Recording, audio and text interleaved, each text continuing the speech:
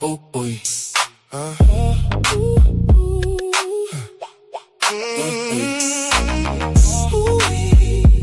way you move is a dangerous game. Underneath these lights, whispering my name. Dark desires burning just a touch away. Let the rhythm take us to the break of day. The way you move is a dangerous game. Underneath these lights, whispering my name. Dark desires burning just a touch away. Let the rhythm take us to the break of day. Yo, stepped in the spot, fuck the low hum. That's the vibe, right? Yeah, not a club, no, this a confessional under the dim light. Leather on leather, silk on skin, it's a runway show. Every game's a weapon, watch them where they go. See them sip a dark liquor with a darker intention. Lost conversations fueled by sweet, sweet tension. Yeah, they talking small talk, but they eyes scream bigger plots. Every flicker of the lamp revealing all their hidden spots. I'm just the curator of this chaotic art piece, watching bodies sway, praying for some release. The air thick with musk and the whisper of expensive perfume. This ain't no after hours, this ain't no simple roam. This is where the wolves dress up in chic designer threads. Fantasies unfold, playing out inside their heads. And me, I'm just the architect of this control descent. They call it a party, I call it an experiment. Seen a few eyes linger, then they come with a question. What you sipping on, yay? Nah, this ain't no suggestion, it's a statement. The presence is silent, but it resonates. She got the vintage Chanel, but a soul anticipates. What's poppin', y'all? Welcome to another episode of the Pdxdope Live podcast. And yes, I'm your host, Mr. Ray Nelson Jr., better known as for this show. Anyway, we can go ahead and get the panel introduced. We got in the building. Look like we might be short-staffed tonight. We got my man Marcus Ofer. What's up, brother? And next up we have Petty. Petty.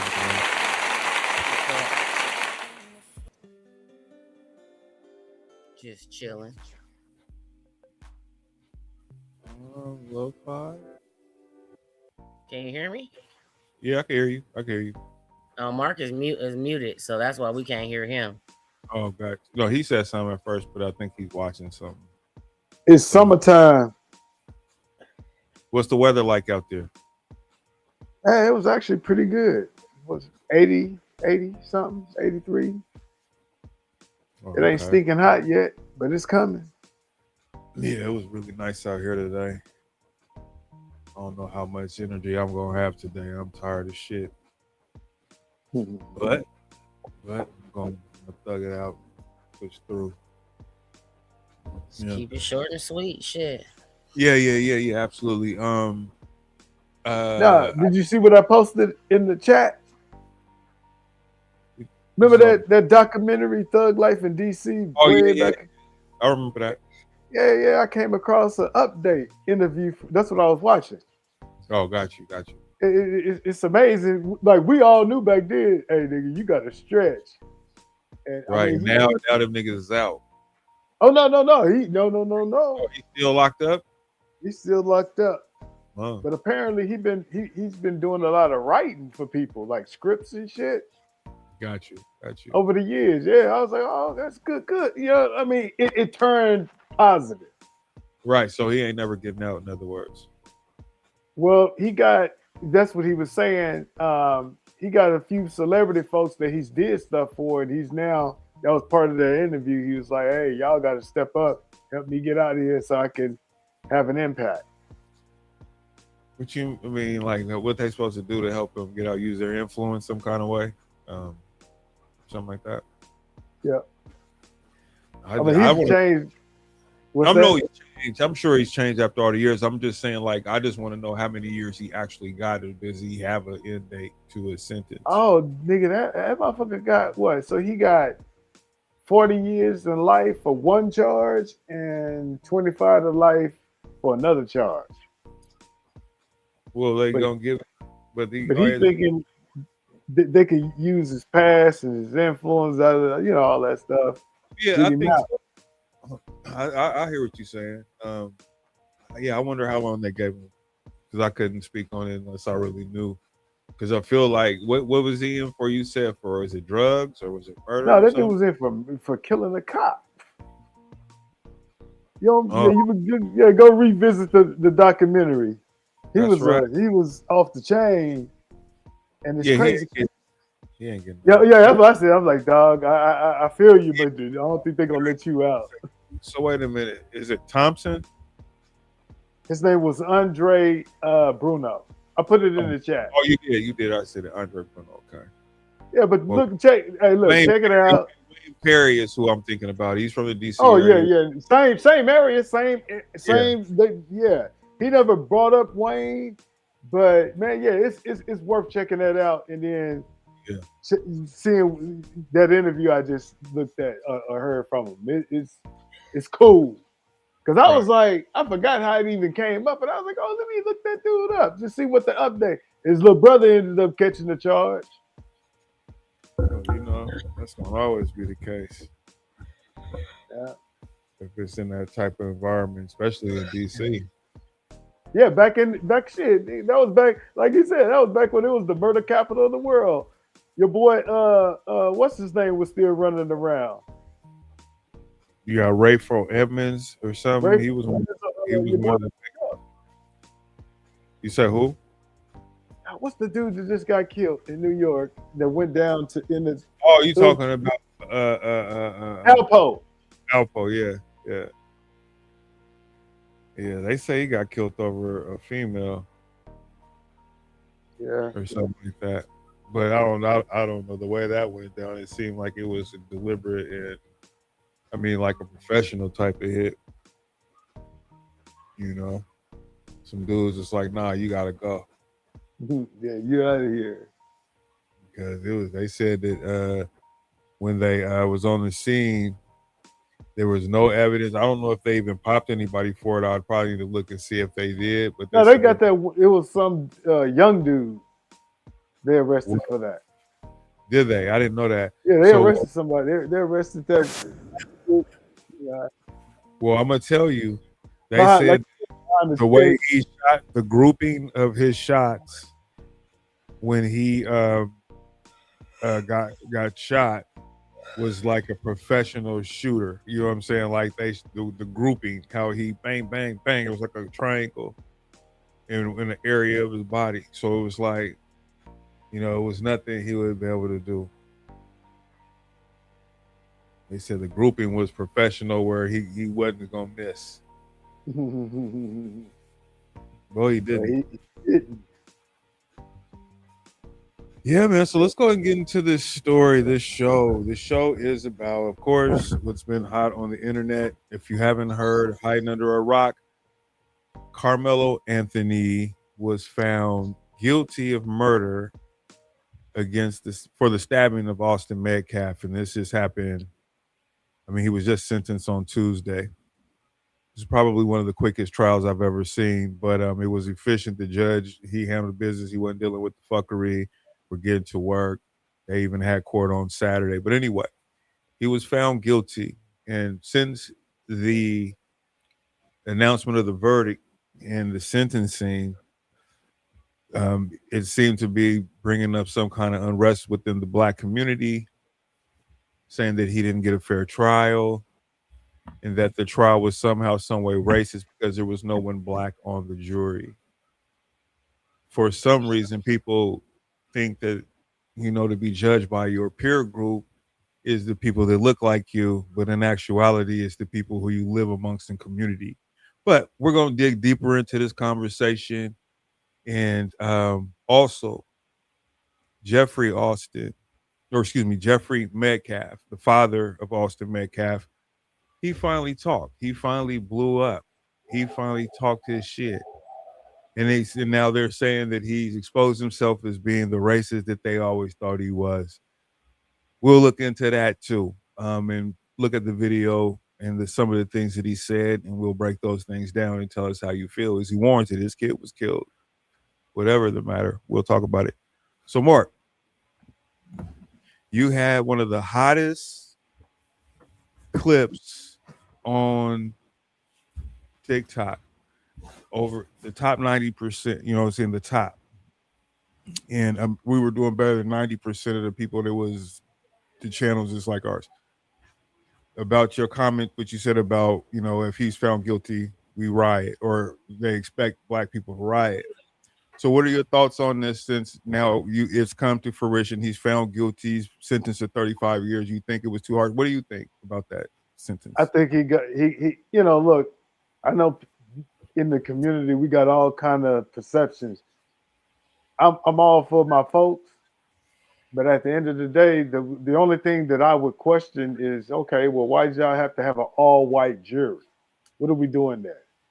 You know. Well, okay, so let me just correct you. It wasn't an all white jury. There was no blacks on the jury, but it wasn't. Well, okay, you don't have a so my peers, like, that's the only thing that I'd be really overly critical about, which is how they set the jury up against him like that. I think black people would have probably, you know, black conservative people would have probably found him guilty too.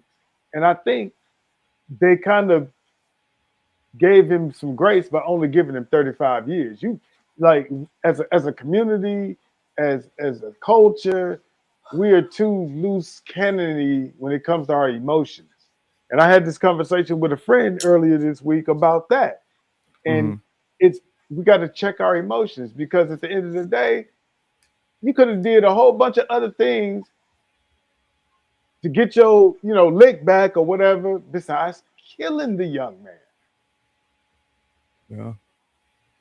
Don, what do you think? Well, quite frankly,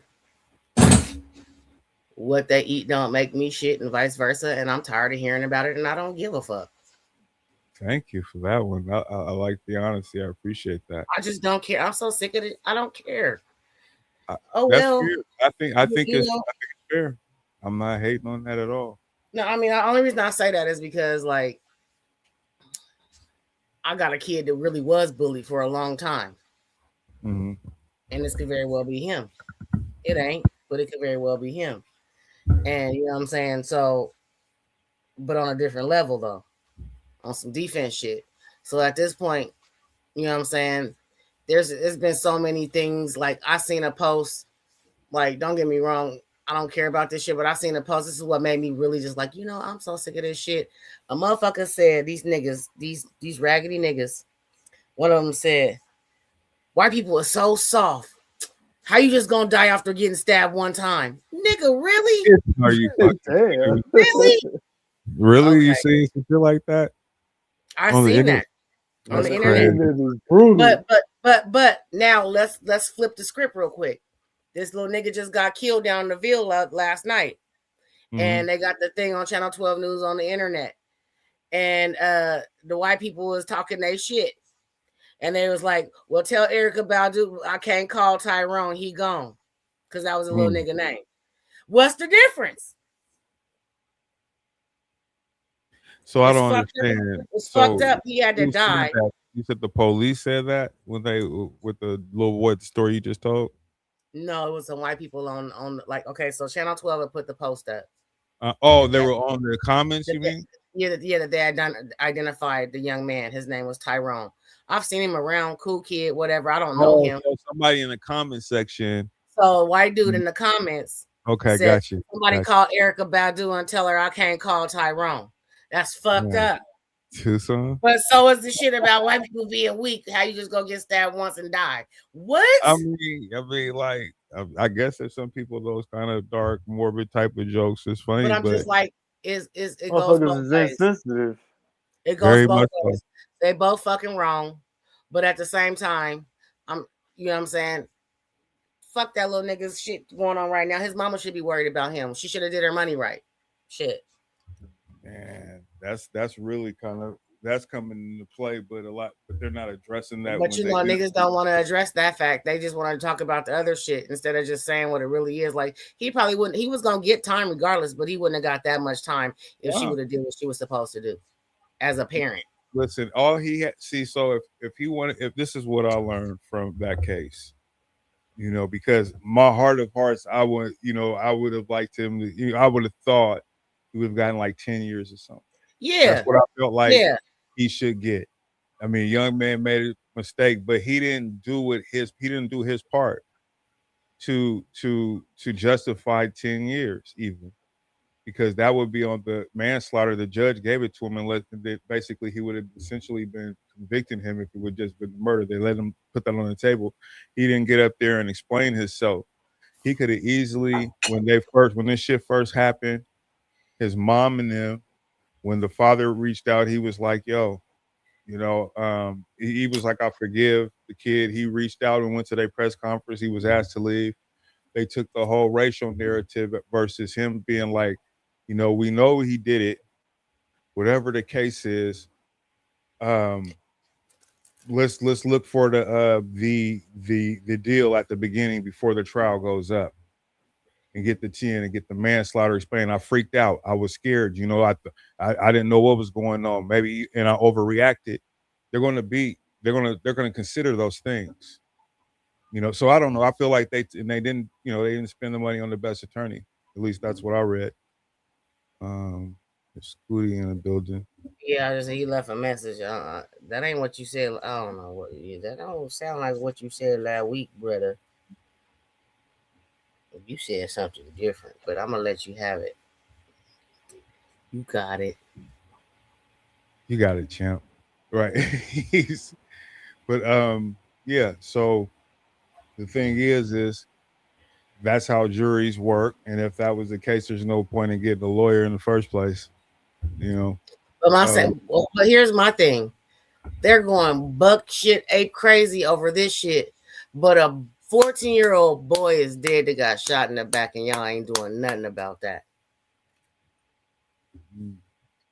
I ain't heard nobody talk about him, but maybe 24 hours and it was a wrap.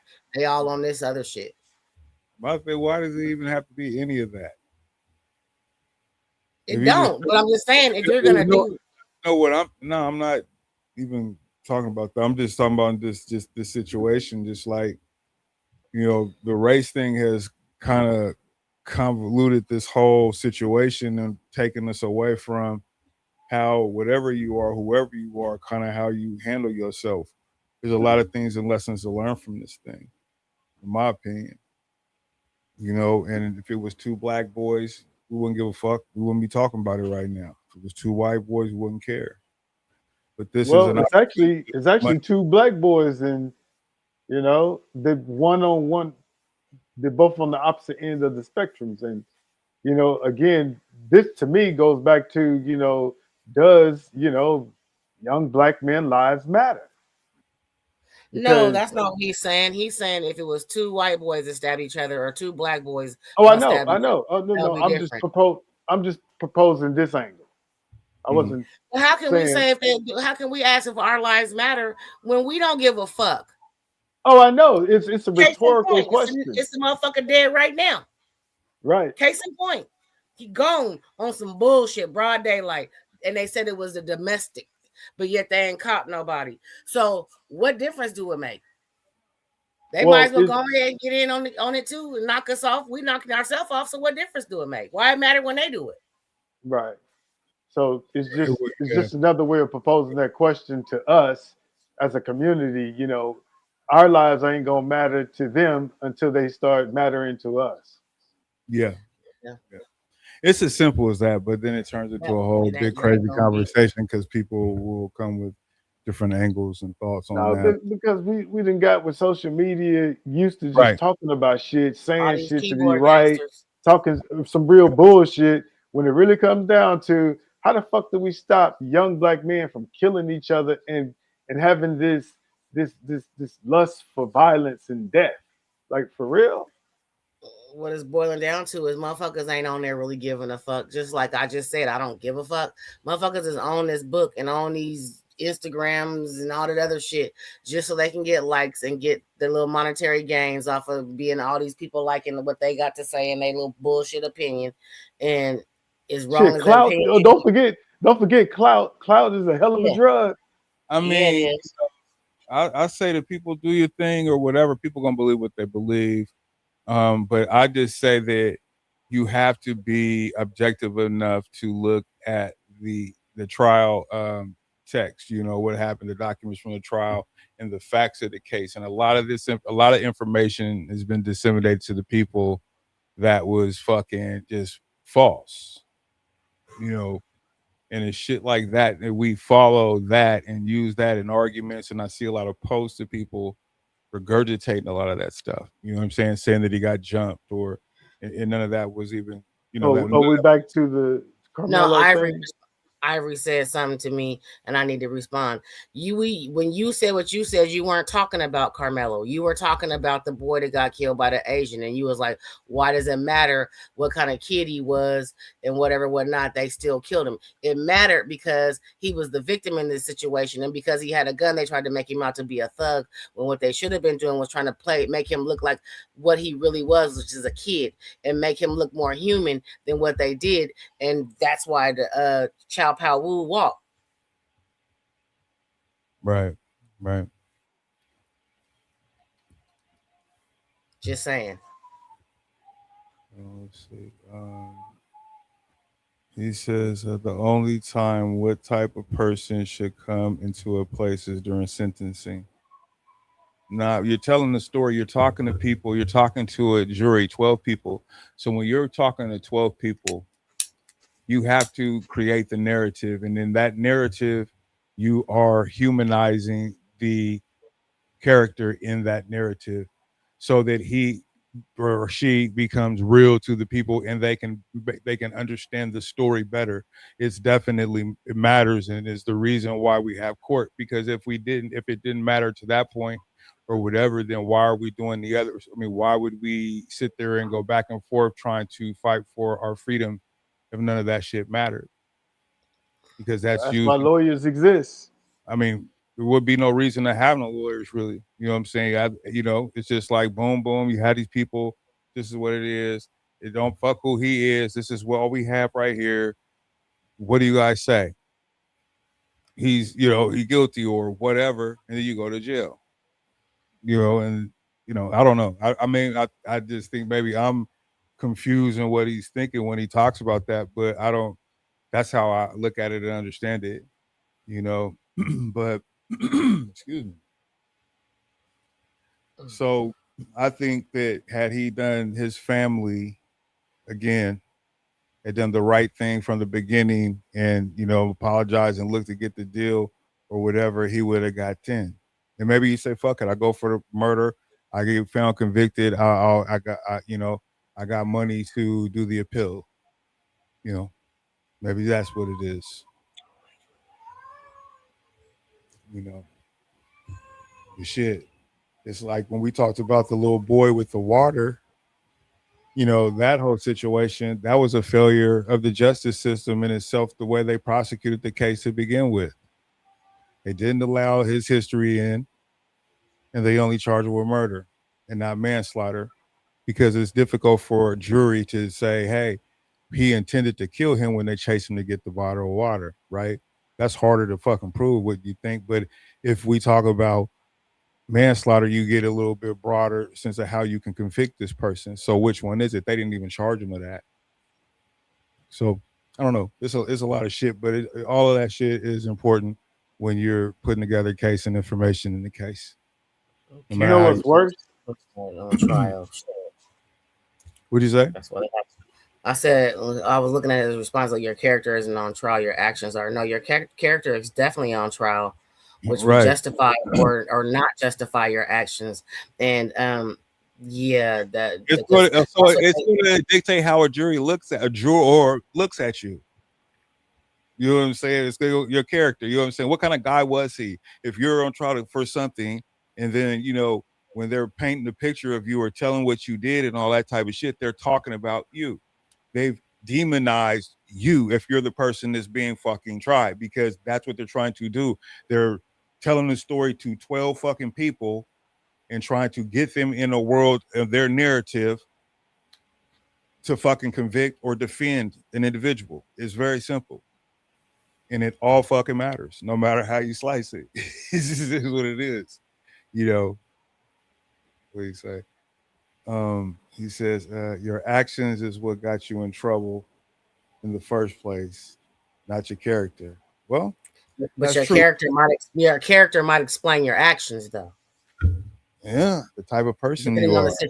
depending on the situation and what kind of person you are. Because I wasn't even gonna say this, but since we're going there, when I had to go to court and I had to do, they looked at everything about me, who I was as a person, what happened, whatever was going on, how I took care of my kid, all those things, any trouble I might have got, everything that I did in my past was a part of that trial to show that who I was as a person for real, as opposed to what it looked like on paper. Because what it looked like on paper ain't quite always what it is in real time. Oh, we might as well have AI do the court now. If that's the case, if none of that shit matter, they just take the facts and just go with it. Yeah, just do AI court then. Shit, everybody going to jail. You going jail, life, jail. But I ain't do nothing but roll a joint. Hold on, they're gonna serve your guilt real quick. But then at sentencing is when your character comes into play. By then it's too fucking late. But fuck about none of this shit, you know what I'm saying? Like they finna run you anyway. Yeah. Let's see. But yeah, man.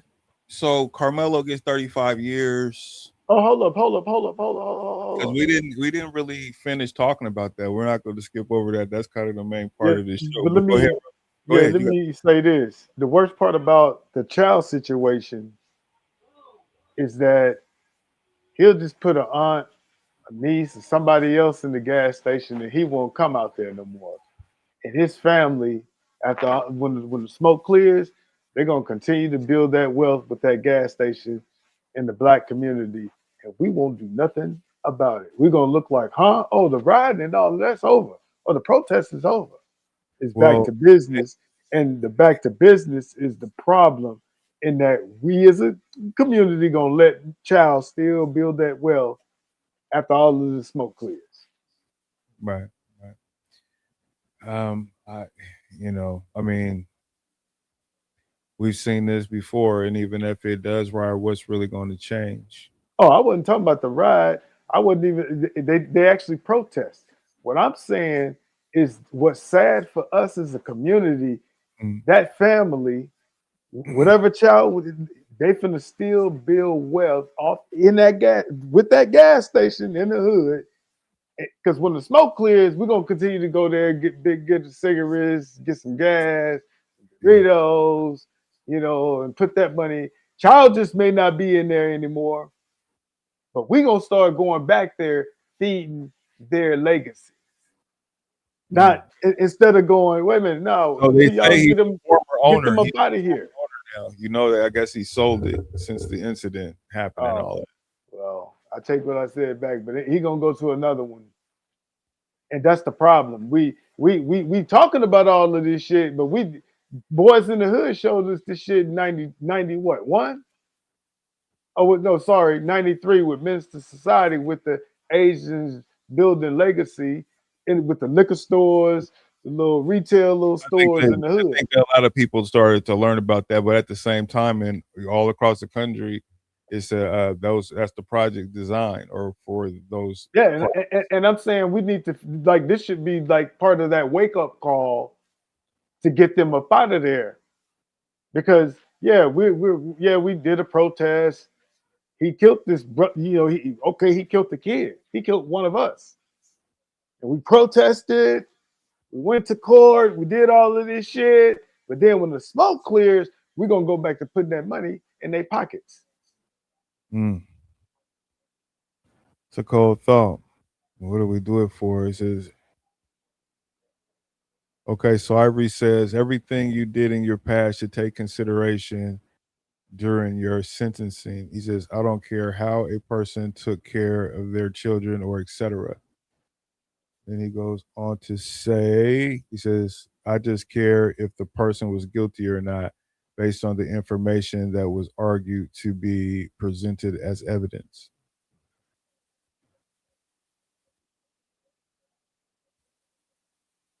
And so my question would be so evidence based on the evidence. So yeah, we do want to find out if they're guilty or not. But in proving this person is guilty, they're going to talk to the character of this person as to why they believe this person is guilty. Wouldn't that make sense? I'm let me know what y'all think. But you know, that's why they ask questions. You know, to maybe am I looking at this the right way? And then they ask the question to try for clarity, to get their perspective when they're speaking to them in court, when the lawyers are talking to they say, but someone who's been glitching over here of a suspect. Like, there it I think your mic tripping. is. Is it? Oh, that's Yeah. better. That's better Oh. now. Oh, okay. You didn't catch that last 5-10 seconds. I don't know what you said. Oh well, we're gonna forget about it because I don't remember it either. I was Bet. freestyling. It sounded good. He said, "Oh, I already read that." Yeah, man. But no, back to Karmelo Anthony, Austin Metcalf.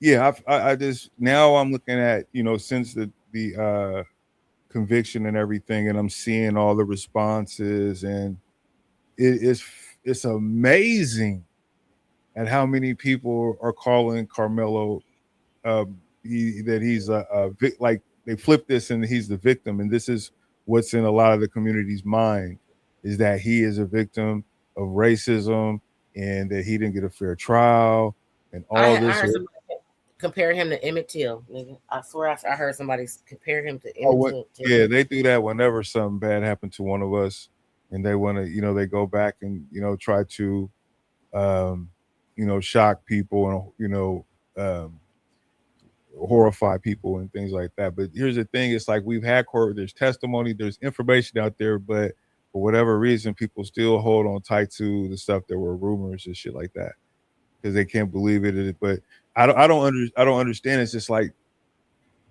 he had a bad lawyer. They didn't make good decisions, in my opinion, and they got cooked. And I'll say this. Okay, seeing as that his parents wasn't even in the courtroom when he got sentenced. They weren't there. So from my heart as a parent, I feel so bad for him. I feel bad for you. You know what I'm saying? As far as like, I don't care about hearing about this shit no more. But I mean, it's sad that your life is gone on some bullshit where, like I always tell the kids that live in this house, it takes 60 seconds to change the whole trajectory of your life. 60 fucking seconds. That's all it takes. And within them 60 seconds, you can go do some fuck shit or make the right decision. Either way, if you don't make the right decision, it's consequences.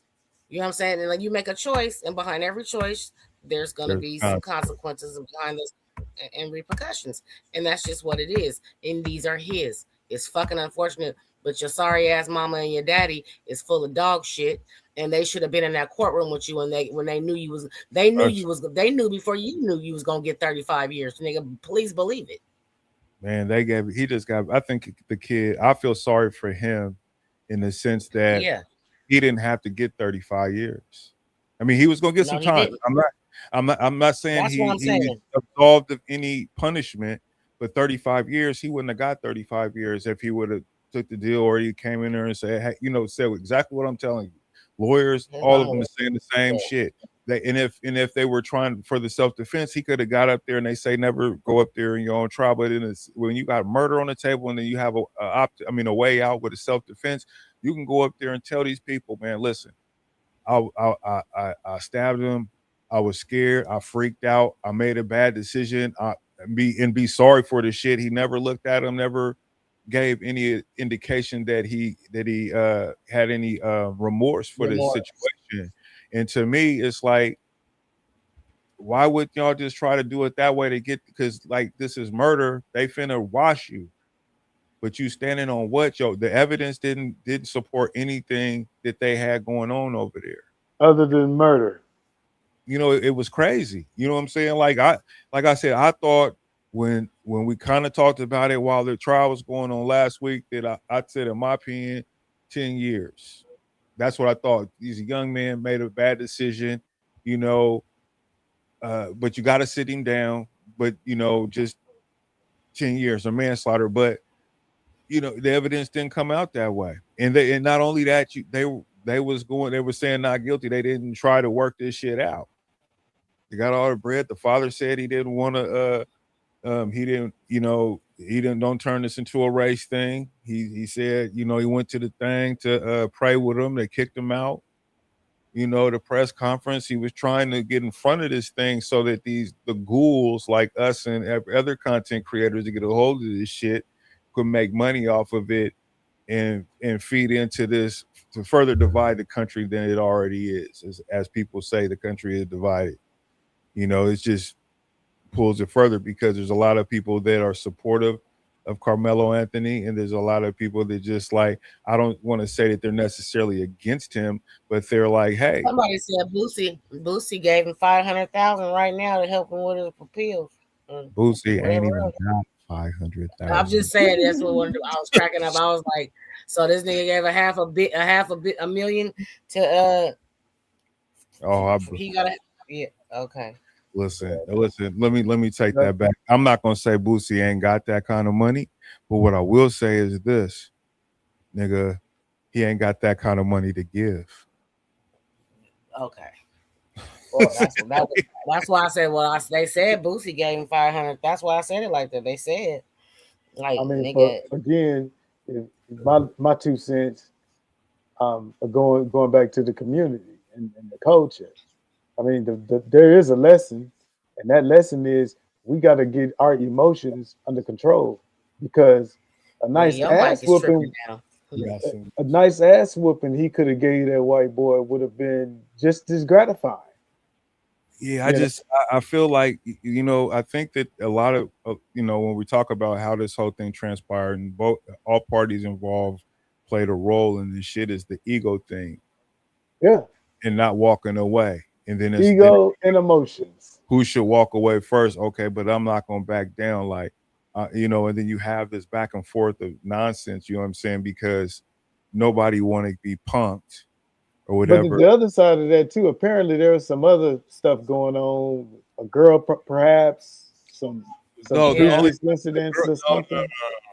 So that's that internet shit with the connection. But hold up before you give it. All I'm saying is I don't care if it was a girl involved. I don't care if there was a previous incident that happened.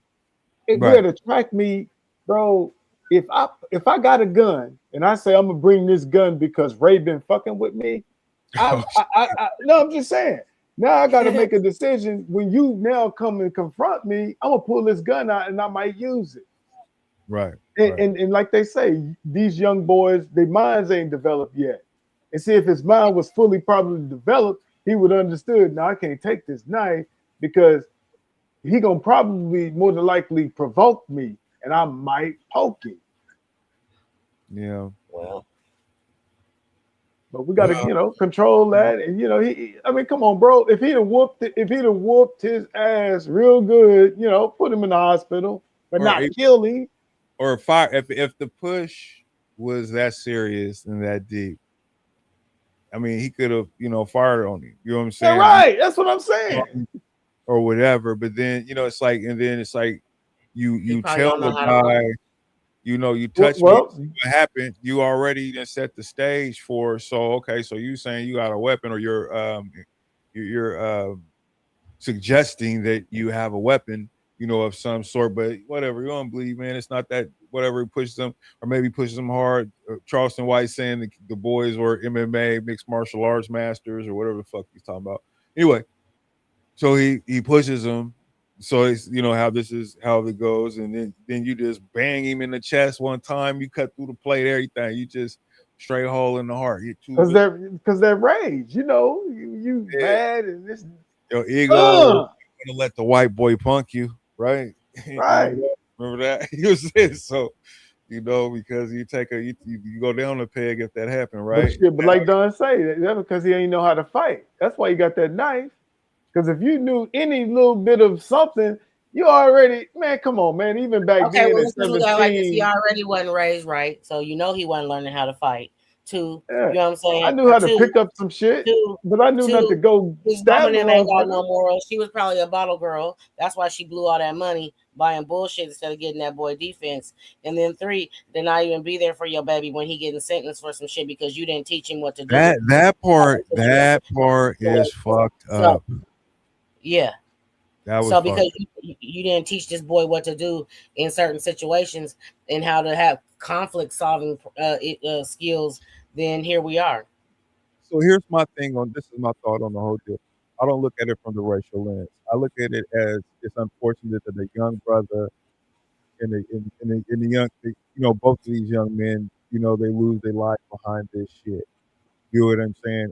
I think that it's unfortunate. I feel sad and sorry for Karmelo Anthony because of his parents and how they handled his case. Because this could have turned out, in my opinion, this could have turned out a lot different for that kid had his parents not but taken. God forbid we hold them accountable because they black. Case and roll. I mean, yeah, people gonna throw that out there, and it's like, how you don't even want to try to get into an argument and debate because they're not listening to anything you have to say. It's you got it. It's always gonna be turned into, race, this and that, systemic racism, white supremacy. It's gonna all be. Then that conversation starts, and we lose sight of what we're really talking about. Controlling, like Mark said last week, controlling ourselves, knowing how to walk away, read the room, and knowing how to deal with escalation, conflict resolution. And it wasn't. I said we did that when we went to Denny's that one time when we had Devin we did good. Yeah. I'm proud of us. I'm so proud of us. That's a good example. We chose the higher. In the first time in niggerdom, we chose the higher fucking road, nigga. Want some shit like that. But so, tell us the story. Everybody don't know the story. Y'all talking about it. Tell the story. We went to Denny's. It was my birthday. Actually, we had been kicking it at the house. And it was me, Ray, Ebbs, and Devin. And we just was going to get something to eat because we just needed something to eat. And Ray passed out in the car on the way there. So I remember the shit vividly because we was kicking it. We was making fun of him and everything. And we had to wake him up to go in there. So mind you, he's just waking up out of his nice slumber from my house to Denny's. And we go inside and we waiting to be seated. And the lady, said, well, I'll be right back. So we just standing there. And this white dude walks up. And I had spilled a drink or something on my shirt. Yeah. So I had this little shit on my shirt. And so he walks up and he looks at me. He said, yeah, that looks like cum. No, he asked you. He said, what is that? What is that on your shirt? And I said, I spilled my drink. I said, I spilled my drink. He said, well, that looks like cum. And before I could say something like I wanted to, this nigga Ray was like, well, motherfucker, what you say? I said, he didn't say nothing. Not nothing important. Fuck you, dude, and your mama too. I said some slick shit. And then but then I thought about it. I looked back and there's Devin. So I was like, it's cool. Devin was there for a reason. But Ray was still going. And security was sitting there like they didn't know what to do. He said, remember he was sitting down, he was sitting down eating and shit. Scared? Oh, it was so fucking funny. Yeah, he sat down and eating, but I had it on me. So it was like, you know what I mean? Like, it was like, I mean, like, yeah, it was that. Yeah, nigga would have probably went to I'm jail leaving some shit out because we don't want to say too much, but yeah. I left pertinent information out. We'll talk about later on backstage or something, but nah. Yeah. It escalated and then de-escalated. It was so bad to where they gave us everything we ordered for free. Look, they was glad we got him up out of there. They knew we was got you. We was gonna tear that motherfucker up. Yeah, and so when he caused him problem. He was hot when they escorted with the police, took his ass out. He was hot. He was flipping us off his shit. It was hilarious. Yeah. And then did you run into him again? Then I went to the emergency room a couple months ago because I don't know. I was in the emergency room. Devin was with me. And I see this big white dude sitting in the chair across from us. And I look, and Devin looks at me. He said, "Mom, that's the man from the Denny's." And the motherfucker recognized him, and we recognize him. Next thing you know, he put his head down. He didn't say nothing else. I was like, yeah, because that nigga around the corner. So I was, because I was all I gotta do was make a phone call. Like, boy, if Devin wasn't there, man, I was gonna piece him up too. Though that they was, man. I swear to God, we had Devin. We had Devin. We had to act like grown ups. I wasn't gonna shoot him or nothing. That's not what I was gonna do. But he was finna get. I was heavy on my boxing game too at the time, working the bag every day, doing the drills with my boys. I was ready. And it was way too many. Like, okay, so you know how they got the credit card machines up on the counters, and they usually screwed into the counter so you can swipe and pay for your stuff or whatever at the stores and Denny's and shit like that. Well, the motherfucker wasn't screwed to the counter, so he was getting ready. While Ray was piecing him, he was getting ready to get beat. Like, we was getting ready to do you in there. You was gonna touch everything in there that night. But see, I bet you, if we would have did something to him though, we wouldn't have got no gifts and go money. He wouldn't have been none of that. It was nobody. We get like $300. Niggas ain't go. Yeah, should be real low. But yeah, he got like, so since his sentencing, I can't confirm, but they've raised nearly $700,000 for the kid. For who? Karmelo? For Karmelo, yeah. So he gonna fight. I mean, he ain't gonna even sit in there for no 35 years. He probably gonna get that appeal, and he gonna get 10. Like 10. That nigga's finna do he gonna do 17 motherfucking years. I bet. In my opinion, I think he's 17. Because remember, how long do you think the pills last? I mean, take for him them things to go through. Them things take years. So they're gonna get what they want. They're gonna get 10 out of him and give him time served, and he gonna have 7 at least years because he's 17. Oh, he ain't got no time served. He was out the whole time. Before the trial, he was out. He was out. I said by the time the appeal comes, he will have gotten some time. He'll probably sit in there for 10 years waiting on that. So they're gonna give him 10 plus 7 years parole, and he's gonna go home. Oh yeah, I don't think that's. Yeah, that's what's gonna happen. Yeah, no, he finna get the whole money. Cause look, that just because a nigga got an appeal don't mean he gonna win his appeal. If he wins, yeah. But I'm saying if he wins his appeal, which it's a possibility the way motherfuckers is acting. You know what I'm saying? I don't see it. I don't see it. But he could win. That's the possibility. I mean, I'm just being devil's advocate here. No, that's it can happen. It's not like it's impossible. Not unheard of. Shit, OJ got set free. He killed that bitch. You know what I'm saying? So like, the white boy did it. I don't give a fuck. The white boy did it. Whatever. Well, I'm telling you, they it was easier to put it on OJ, but it was the white dude. Serial killer that was doing the work. He in prison right now, even if he's still alive. Yeah, that's the dude who killed him. Can y'all hear my background? A little bit, but not. I can't. No, I don't hear nothing. Okay, because the girl barn was crying and fussing and shit. Oh, I heard that. I heard that in the background. Yeah, she's mad.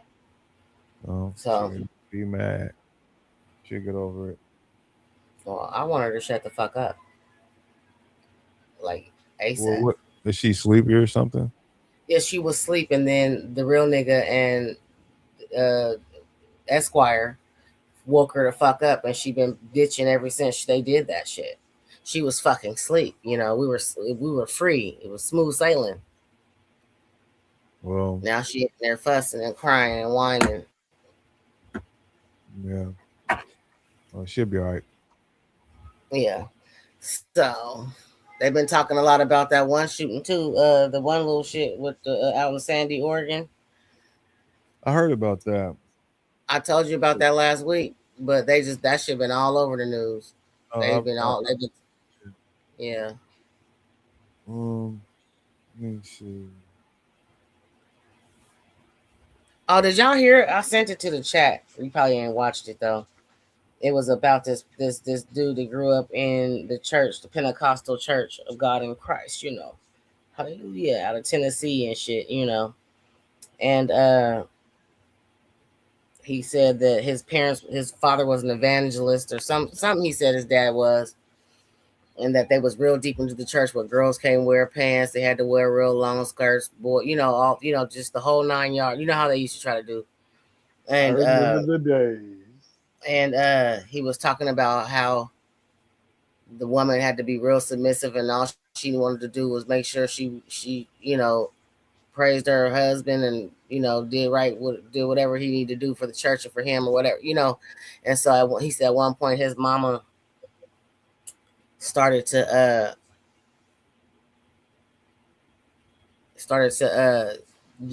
offer them as offerings to his father, him and his sister, and he would molest them and do all kind of weird, wild shit to them. Then it got to a point to where when he would travel to go and speak at other, they had convocation week, or this pastor coming to this church and this evangelist is coming to speak. I'm a prophet. He did. So they traveling all out through the South and all everywhere. Because, what people don't realize is that the Kojic community is one big church with like for instance, the one we grew up in was jurisdiction number 1. Then there's another one here is jurisdiction number 2. And so there's all these jurisdictions and all these districts and all that they have within the Pentecostal church. So they would go and travel, and his dad would be going to all these different conventions, churches, and preaching. And he said that his father would offer him to other clergy members and him and his sister.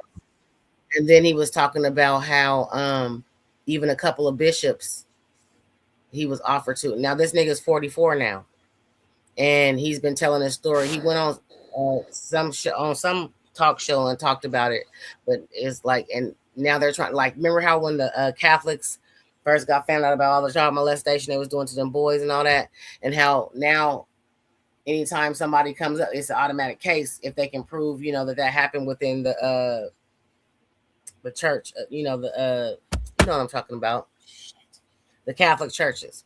And now they was getting sued for all them little boys back in the past, even though they had all the civil suits and all that, and they were paying out. Well, they're trying to get it right now, because right now, basically from what he was saying, if you watch the video later, is that the Pentecostal church is kind of basically untouchable right now, because they're not able to do that because there's been nothing to prove, or nobody said anything. Well, it'll probably trickle out like it did with the Catholics. Yeah, so it's just like, it's crazy, because he was like, there's so many predators, and he still deals with the church, but he deals with better people or different people or whatever the case may be. And he went to school and got all these degrees and all that. Apples will do. How you said what? We know what a couple of rotten apples will do.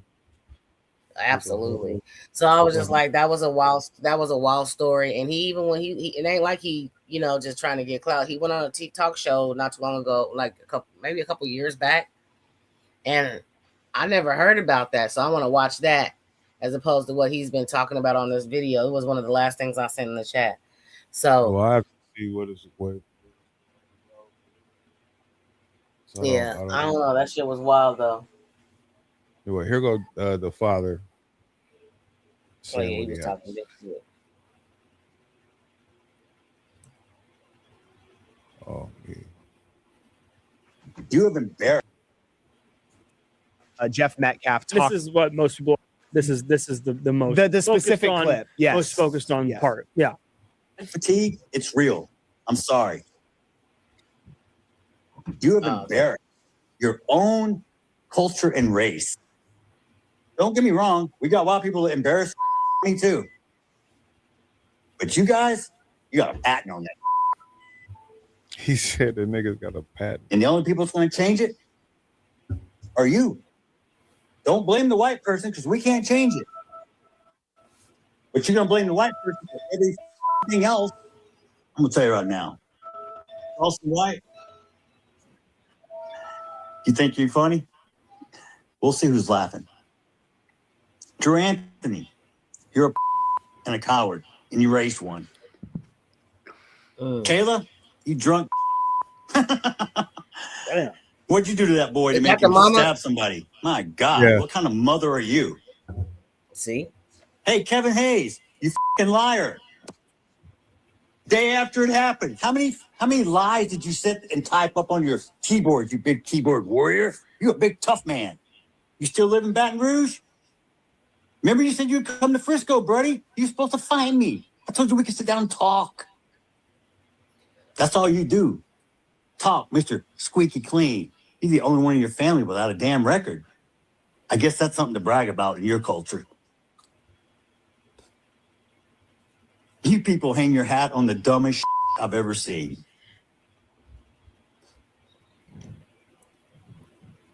Let me make one up. Y'all can let me make something racist up so y'all can go viral. I got a new name for Mello, okay? Because he was such this little boy y'all were trying to portray. How about Watermelon Felon? How's that one strike you? I hope he enjoyed his first night in that cell last night. Because he's going to have many nights to think about what the he did. Well, so for all those, so for all the people, Wait a minute. Watermelon Felon. Damn. He said more shit on there. It's a longer clip. I'm gonna have to find it and play some more of that. But so that was basically his response when Karmelo's family got up there talking about, you know, all this racist, or he didn't get a fair trial and all that shit. And he's just like, man, you motherfuckers just won't stop. Yeah. I mean, you know, and some more shit. If it was me, I probably would have did the same shit. So I can't hold him on that. What you mean you would have did the same thing? I don't understand.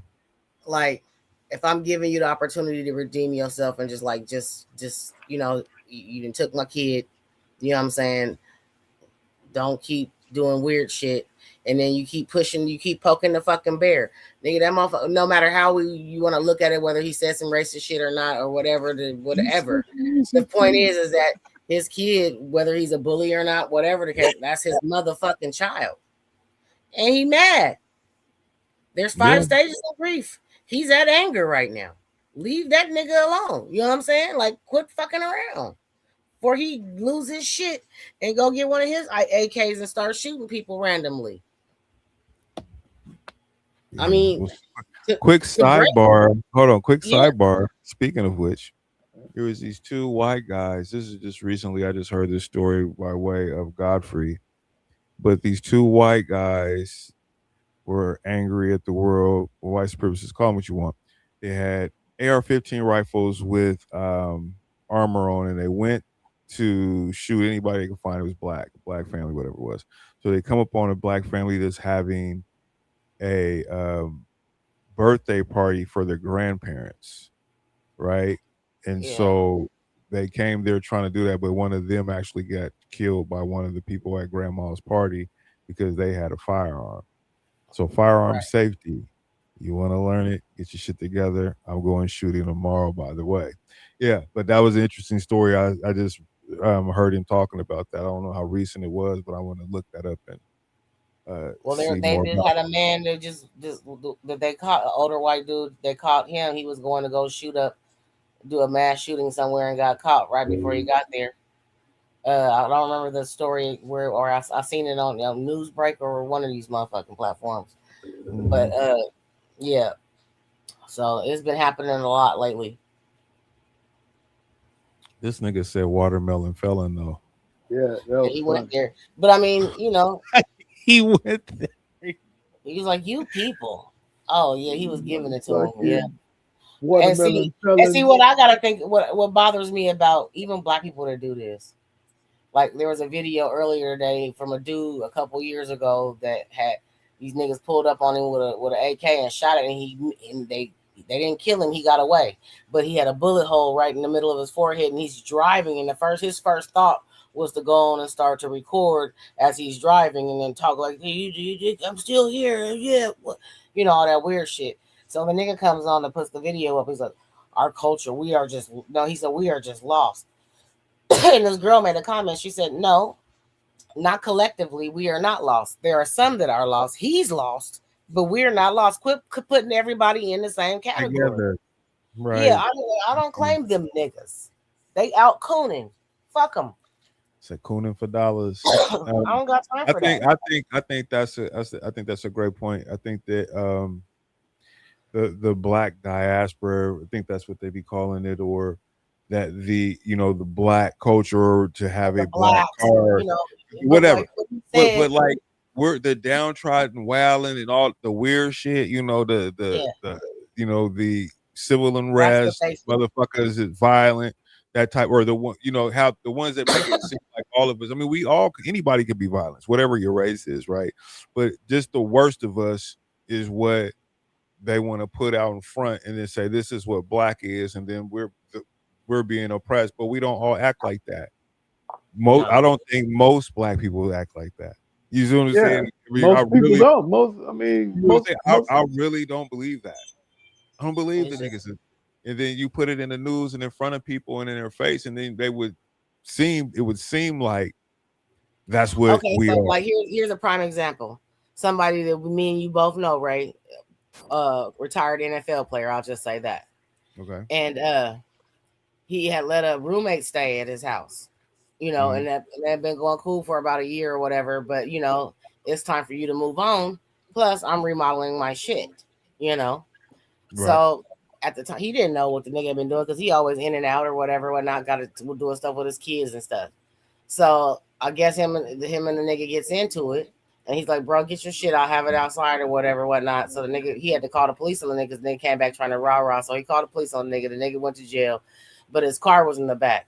And so he was like, and it was some narcotics in the car and all that old shit. And so he was like, well, he got to get this car. This ain't my car. Because in that state, you know what I'm saying? If that's on your property, it's going to be yours. You know what I'm saying? Okay. So he's like, no, this ain't mine. He called the police, had him come get it.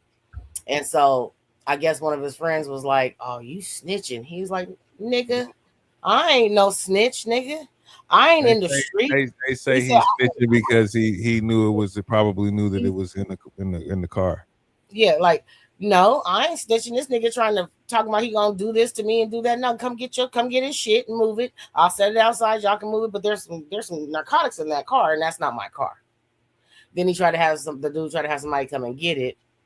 They picked that person up and was questioning them. And they was, no, that's his stuff. They told, long story short is, motherfucker tried to say he wrong for that, but no, he's not. He's a normal member of society. This nigga ain't a gang member. This nigga went to college, got his degree, went and played professional football and some more shit. You know what I'm saying? So no, that's just like if a bitch hit him, I'm not gonna hit you back, bitch. I'm gonna call the police on you because that's my right as a citizen. Man. I'm just saying. She said, I'm just saying. I mean, I'm just saying. I mean, I ain't mad at the nigga. You do what you gotta do. That's gonna help you sleep good at night, nigga. Fuck what somebody else gotta say, because they ain't gonna pay your bills or come get you and come get your kids and take care of your family while you going to jail. And they have a video of Puffy starting to trickle out. So what? Puffy and the freak off with 50 Cent's baby mama. Oh my God. Oh, that leak. Yeah, that leak. Did you see that? I didn't see it. I never saw like an actually good copy of it. Yeah, I was great. I didn't put no viruses on my computer. Trying to watch that shit. So is there a good? You got a good copy? Yeah, I said I ain't seen it. I was scared to push the link because my bad. I was cool, bro. You know how it be with those things, bro. Yeah. That's why I was like, oh, shut up, nigga. Man, I was like, I'm cool. It ain't that deep. I'll just believe what they say was in the film. So right. Nigga ain't trying to see Puff out there banging or getting chopped up or him watching another nigga, whatever the cuck and the fuck he was doing. Shout out to Sean Puffy Combs, P. Diddy, Brother Love. You know what I'm saying? Diddler. The Diddler. He said it. I mean, anyway. Yeah, we fuck with Puffy. Yeah, he gonna say, take that. Take Oh shit! I still play the music. Shit, this is right, good like music. so. Okay, so speaking of which, R. Kelly, you still play his music? I don't fuck with R. Kelly though. Oh, you don't fuck with none of his music? Yeah, look, I'm gonna tell you I never liked R. Kelly. Oh, okay. So you wasn't never a big fan of his. Never was a big fan of his. Listen, I'm gonna tell And you. then Like, when I heard the story about how he pretty much killed your boy, what's his name? Not Aaron Hall, but the other nigga from Guy. you talking about Puffy still, right? Yeah, we talking about Puffy. We talking about Puffy. I mean, Yeah, no, we talking about R. Kelly. Uh-huh. So I ain't never really liked R. Kelly, but I saw how he basically took over Aaron Hall. He took Aaron Hall's spot. Mm-hmm. When R. Kelly came in, apparently he stole that sound from Aaron Hall, and then they just started going with R. Kelly with it, and you notice Aaron Hall kind of faded. But if you really listen, them motherfuckers sound exactly alike. Yeah, no, I don't believe that at all. When I think about both of those guys, you don't think they sound alike? I think the New Jack Swing sound and that sound like when he had R. Kelly or the what was the name of the group? Guy. No, not Guy. I'm talking about the group R. Kelly was in. R. Kelly was in. Was it Public Announcement? Something like that. Right. And so yeah, I get it. They were doing the New Jack Swing sound. That's what that was. That's what Aaron Hall was doing. Well, it was I forgot who. But hold up, it was a whole podcast about what I'm talking about. No, I mean I believe what you're saying. I'm not denying. I'm just saying that for me, like when we talk about, they sound exactly the same, but I don't. Aaron Hall isn't as talented as a singer as R. Kelly to me. I don't know. I mean, I think he's very talented. Don't get me twisted, but he can't do what R. Kelly does at all. I beg to differ. This is that Michael Jackson Prince conversation we had. It's not even close. It's not even close. Aaron Hall ain't did none of the shit that R. Kelly's done. Not even close. Based on that, hold on. Based on that podcast, there was some Hollywood record industry bullshit that happens amongst them. I mean, yeah, I hear what you're saying, but take away that. Let's just talk about him as just person for person songwriting and all that shit. R. Kelly's fucking eating his lunch every time. He ain't wrote no song. Mark, he ain't writing no songs like R. Kelly, bro. R. Kelly was writing for people and shit like that. Don, Aaron Hall, R. Kelly. Who's a better artist? Well, of course you're gonna say, I do like change my mind. Like I said, I don't think he weak. I mean, but I'm just saying, like this isn't a conversation for me in terms of comparison. That's you, but right. And I totally disagree with that take on both of them. From what my ears heard on that podcast. Now, because I was look, let me just say it this way. I was a huge Guy Aaron Hall fan, and I always wondered what happened to them motherfuckers. Because right when we came in the school, they was hot. And then all of a sudden they wasn't. And I never paid no attention, whatever. And then, with this podcast community that's been bubbled up, you be hearing stories, backstories, backstories, that. No. And I heard a backstory about how R. Kelly took Aaron Hall's swag and did what he did with it. And I'm like, really? Huh, that's actually interesting, because when you look at it, when R. Kelly came in, Aaron Hall's career went down, it was non-existent. Right, but was that because of R. Kelly, or was it about his own decisions and things that he was doing in the industry back then? It was record industry people that made a decision. I'm talking about for him though. What you mean? He when he was, like what he was doing in his regular day-to-day and shit like that. I remember he was fucking with the underage girl. Man, I'm saying he was all of that stuff. Shit. Well, hang on. R. Kelly was doing it too. I'm just saying, like, but right. And so the people, the A&Rs, the gatekeepers allowed R. Kelly to keep going and to build something. and blackballed your boy Aaron Hall. So how many was Aaron Hall their main writer for them, for Guy when He they wasn't. were No, he doing work? wasn't. No, okay. Bro, I'm not saying like I'm talking. Okay, let me say it this way. I'm not taking nothing from R. Kelly. I know you not. But I never. But hold on. But I never liked R. Kelly. Right. You said that first. So yeah. You but I did. I was a big fan of Guy and Aaron Hall. So when I heard that story, you know what I'm saying? When I heard that, okay, it was probably some bullshit, some favoritism, we're gonna close this door, we're gonna open this door, you know. So now I'm like, and that's the pushback you getting from me. Because that's what I want to do. Oh my God, no. Just me. I'm so happy. Yeah, that was it. He was cold, bro. Don't get me wrong. He was cold. I was a but big I mean, but at the same time too. But we're talking about them and R. Kelly. But then let's go back to the real. He's a piece of shit because he was, you know, he was doing that, you know, underage stuff and. R. Kelly's work in prison. You know, so R. Kelly got him beat in that too, nigga. R. Kelly probably got him beat in that. Yeah, definitely got him beat in that. He just didn't get caught.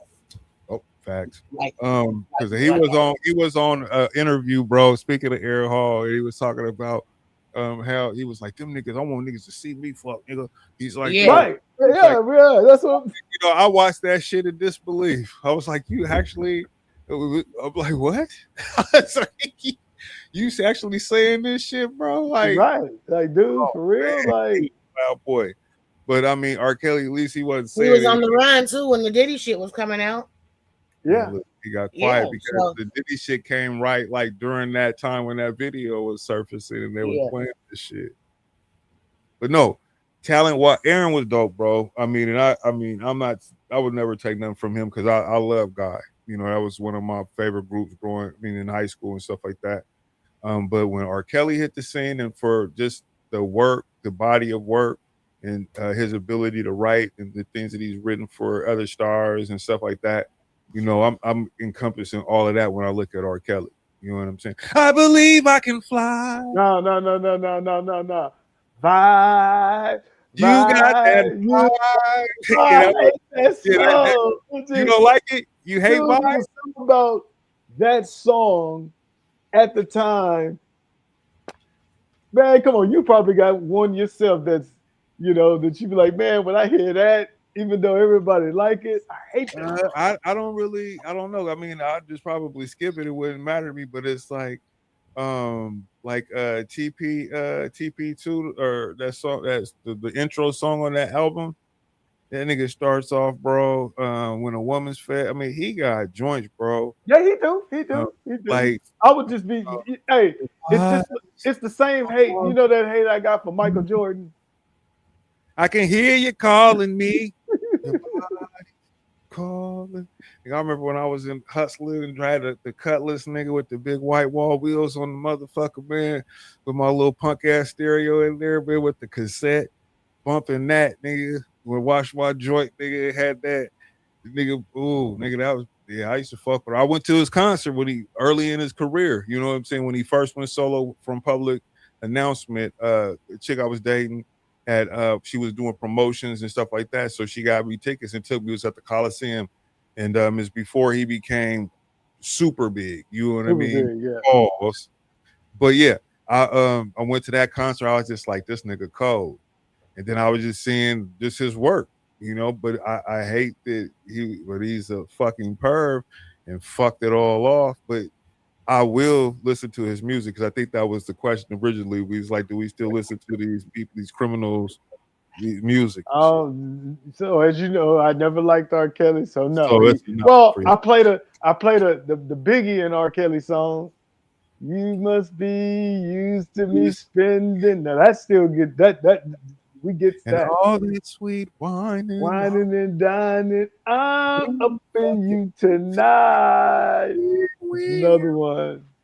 And another one. Yeah. I might, you know, shit, yeah. Now that one, it's another one that's still It's another one that still gets played too, though. I like the song he did with Chris Brown and the girl on Chris Brown's triple double 4 CDs, whatever album he put out, niggas called Juicy Booty, nigga. That shit hard. Juicy Booty. I probably heard it. Yeah, pause. That sounded so crazy. But yo, the song is a cut. Okay, so we talk about music and groups. Lucy Pearl. Yeah, that was it. They only did one fucking album, bro. Like, I love that fucking album, bro. Like, that's one of my favorite joints, bro. I could. Yeah, that's what I be. Like I said, it's a few Instagram pages I follow, and they be putting those old school songs together, and I be posting them. Yeah, man. That's what I mean. Like today, when I was chilling downstairs way before the show and all of that, that's all I'll be listening to is old school music, R&B, 80s, pop, rock, and shit. That's on my playlist, so it just plays that type of shit, just vibing, bro. Yeah, all that shit. Yeah, man. So yeah, Karmelo's dad, not Karmelo's dad, but Austin's dad went off. Is he a racist? Nah, that man is hurt. I would say some shit like I would crash out like that too. He went to hell. We went low. He went to hell. You know what I'm saying? But that's how I would crash out if that was my kids. Instead of actually going and doing something that takes me further away from my family, I would verbally crash out just like he did. Yeah, because Charleston White was talking shit too. He was like, he's like, $75,000, I'll fight you. I want to fight the daddy and all this shit. First, when Karmelo killed the nigga, he talked so bad about the boy, and then he flipped the script, and then he's supporting him, and he's like, he was talking about that the boys, the Metcalf boys, was trained martial artists and shit like that, and they jumped on him. Ain't none of the testimony say this shit, but this is what Charleston White was saying. He said he wanted to fight him, and that's why in the video he says, "Charleston White, you think you funny?" He's like, "Well, let me give you something that you can use to go viral. This guy got a new name for Melo since whatever he is. His the watermelon fella." That nigga cold. That one, like, and I just listened to it and I was like, "Fuck, man, this shit ain't gonna never stop." Because then that just turns the racist shit all the way on for people. It's gonna be like the Hatfields and McCoys. The Hatfield McCoy. Yeah. Because you got black folks out there that's really ready to risk it all. Yeah, they ready to put it all on the line about this kid. Man, that's some bullshit. Right. Your boy, what's his name? That killed Trey. What's his name? Zimmerman. Yeah, he's still alive. Niggas ain't gonna do shit. They just gonna talk a good game. Gonna bust a grape with cleats on their feet. I just feel like, listen, I mean, I'm not saying that sometimes it's warranted for the people to rise up against certain injustices and stuff like that. I would agree. But we ain't. In this particular situation, we too old. That's a young people thing. But in this particular situation, there's no reason. I don't understand that. This right or wrong, he did it. His defense wasn't that good. And people talk about, you mentioned the jury and stuff like that, but that's the lawyer's job to fucking try to sit there and you have jury selection. Right. So if I'm really defending him, the lawyer should have picked a better. He should have fought better jury. Right.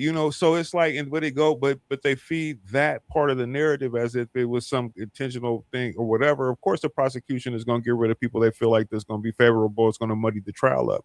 That's their fucking job. As the same for his defense to do the same if he, with the people that he feels like is not going to help his client. So they go back and forth. They play this little game, and then they figure out who they're going to pick. He never had a public defender in the first fucking place. All that money that was raised. No, he didn't. The dude, they paid for the dude, but he wasn't the most expensive or the most talented. We call them public. He wasn't the most talented person that he could have hired. He hired someone that was inexperienced. Is basically what happened with that. Probably fresh out of college, just need his first gig. And the thing is, it's like, so you have that with the jury selection thing, and then it's like, if you're gonna try to get the self-defense because the murder was the one that he got the 35 years from, then take the stand. Yeah, I get it. They tell you in most cases that you don't put your client on the stand because of Cross, but Cross would have been his opportunity to try to buy himself some time and get the 10 to fit, get some small, shorter time than 35. I mean, this is Again, you got a bottle girl for your mama and one of them YNs for your daddy that don't know he ain't a YN no more, and here we are. Oh, he's still trying to be a YN. I'm just being funny, but on some real shit.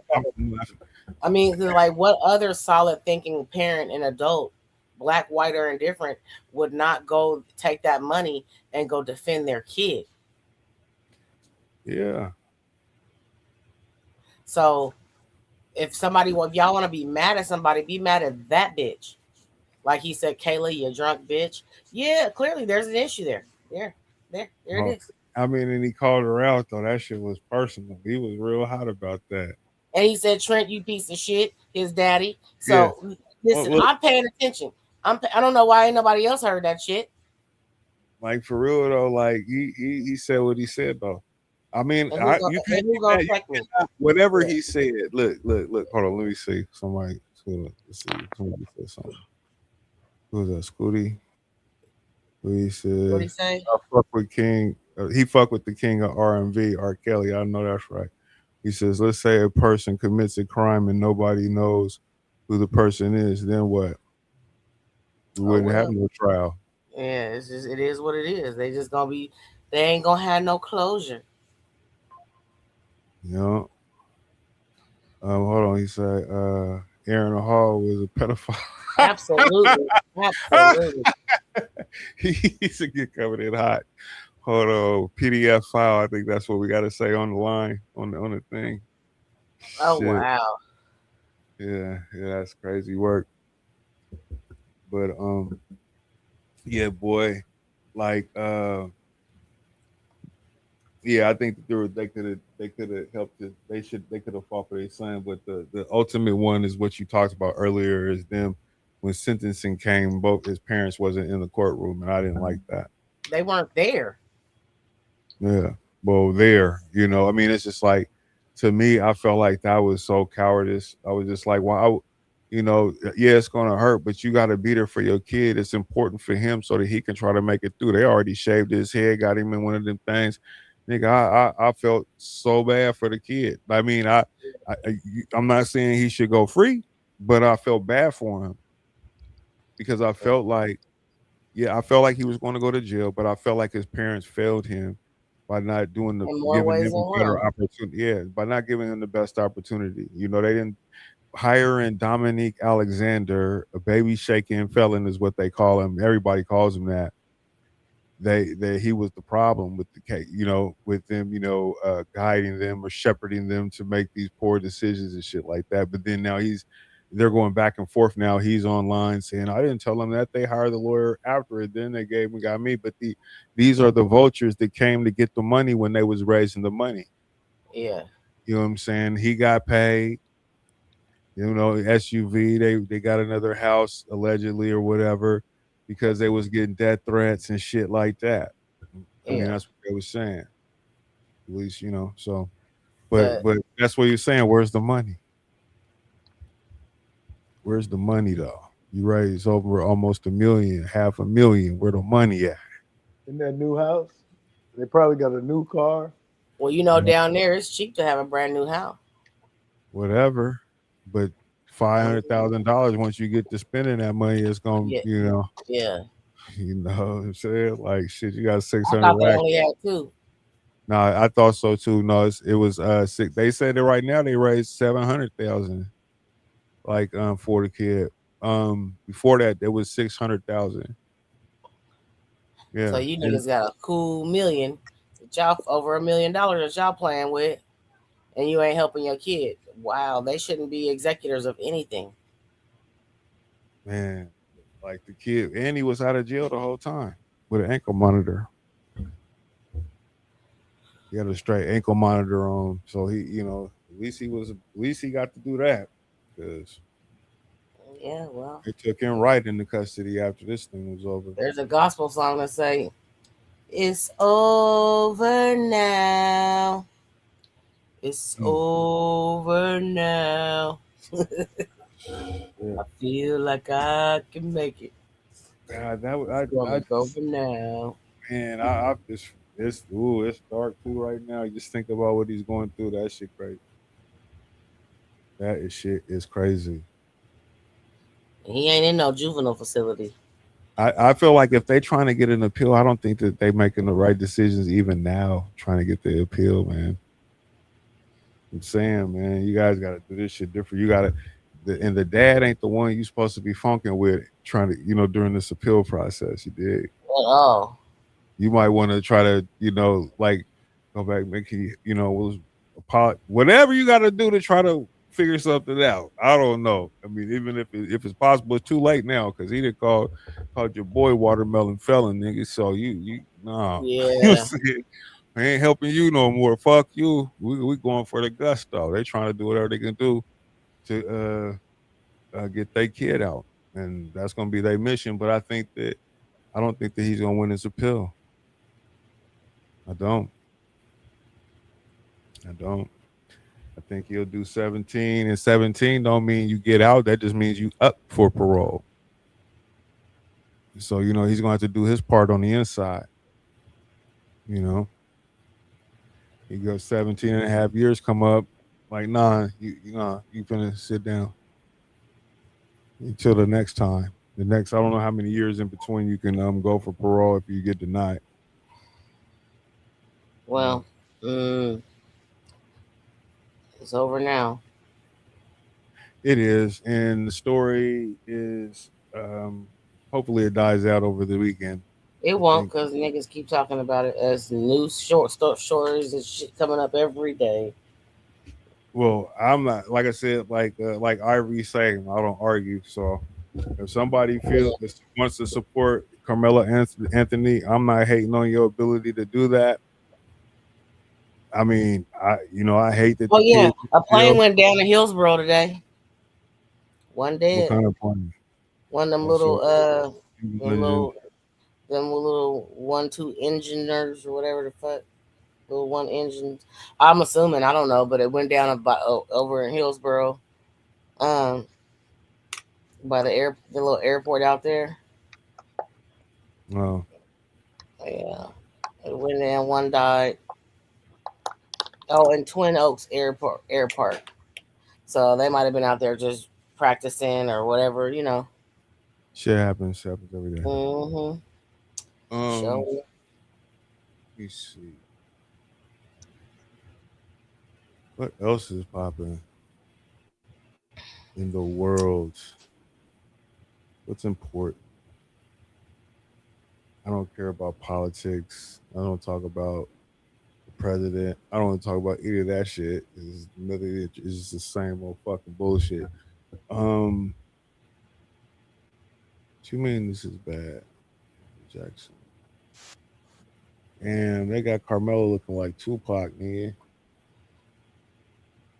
What's bad? Who said something was bad?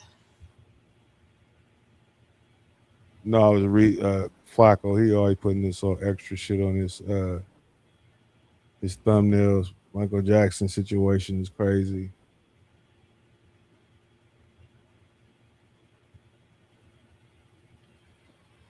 And Ray J finna go to jail fucking with the feds because he fixed that fight. He tried to fix the fight he had when he got knocked out. That's why he was like, my nigga, really? You fucked off the money? Because he was supposed to let Ray J win because Ray J signed the fight for $70,000. And so, dude, he didn't throw no punches in the first round or nothing. And then he came out second round, beat the shit out of Ray J, knocked him out. And Ray J was mad. He had a big ass knot on his head and was pissed off. And he was talking about that, but the feds got involved because when you talk about when betting's involved and you're talking about fixing a fight and all that shit, that's federal. Yeah. I thought Ray J was about to die, nigga. Then he's in the ring fighting. Yeah, now he's sick again. I would be too Yeah. if the feds, I mean, these allegations, if they That was able to, before those allegations came up. They said he shouldn't have been doing that and whatever and whatnot and some bullshit. So I do got this one story I was looking at, and they were talking. what? Ray J, what you mean? He shouldn't have got his little dumbass in the ring, stupid motherfucker. You know you got a heart condition. He took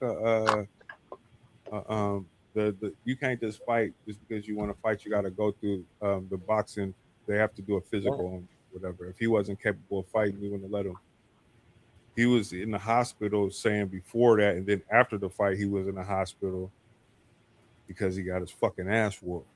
Well, they say it wasn't even a real hospital. He didn't have no tools. He was laid up like he was just straight capping. I don't know. That's what. Well, it's possible. You know, he got places to go and do that. He's So they say autistic children being injected with unapproved stem cell treatments supported by RFK Jr. That's what they're saying.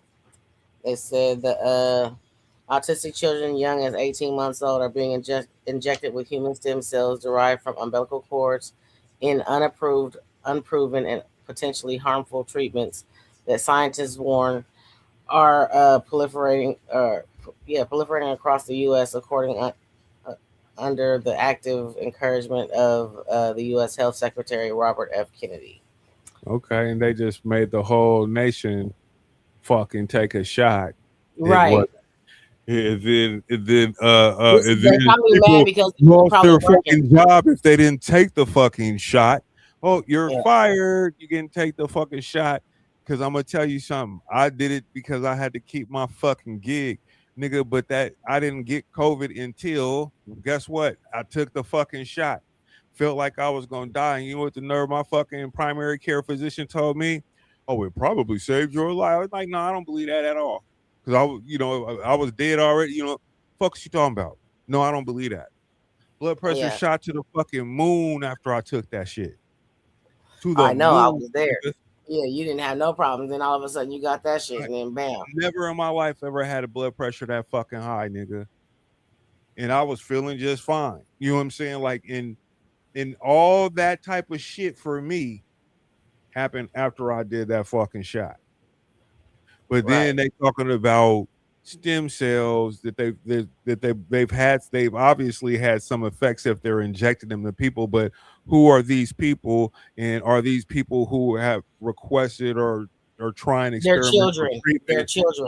Right. But their parents they've opted in for experimental treatment. It's not like they're just giving it to any fucking body. No, I know. I'm just saying I'm bringing it up because the shit's probably working. And they're mad. That's why they're trying it. Yeah. And then they throw out the whole part which you said, oh, this is it's not approved and this and that, nigga.